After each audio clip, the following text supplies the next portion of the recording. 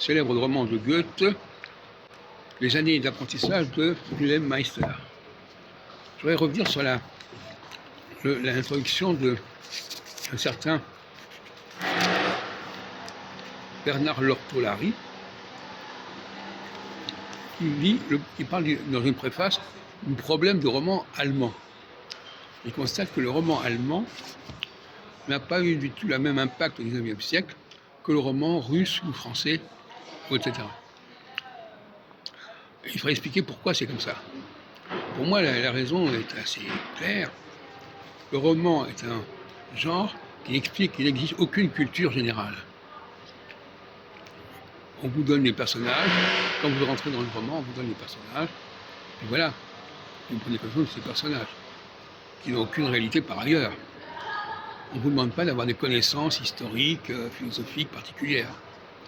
Or, l'Allemagne a surtout brillé par sa production philosophique, et moins brillé, au XIXe siècle, par ses romans, parce qu'elle était liée à une élite intellectuelle, de gens qui avaient des connaissances en commun, et pas le roman où chacun avait son petit îlot de connaissances lié à ce roman-là, et qui ne valait que pour ce roman-là.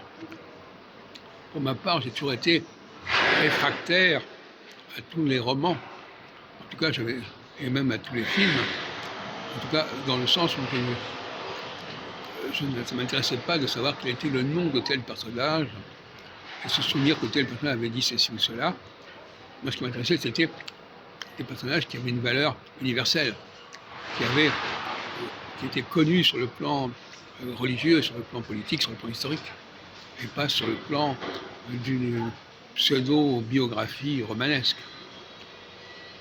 Donc le roman correspond à un abrutissement, un affaissement de la culture générale pour satisfaire une population assez peu cultivée qui trouvait son plaisir à faire connaissance avec des personnages de fiction, et ce qui l'a dispensé d'avoir une culture véritablement générale, valable.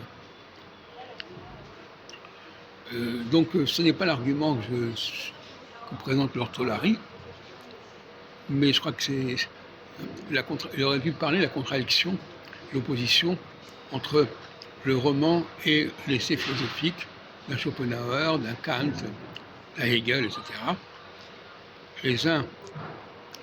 La philosophie a une valeur universelle. Alors on va dire, mais il y a des romans qui ont une valeur universelle. Non, on s'en fout de ça. Ils reposent sur des connaissances universelles, et que le roman repose sur des connaissances du moment, de celles qu'on est données, celles qu'on fournit dans les bouquins, dans le roman, que ce soit le roman policier d'Agatha Christie ou Sherlock Holmes, etc.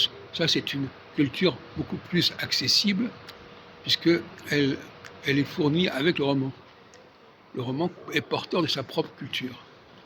Il n'exige pas une culture extérieure que le lecteur doit apporter.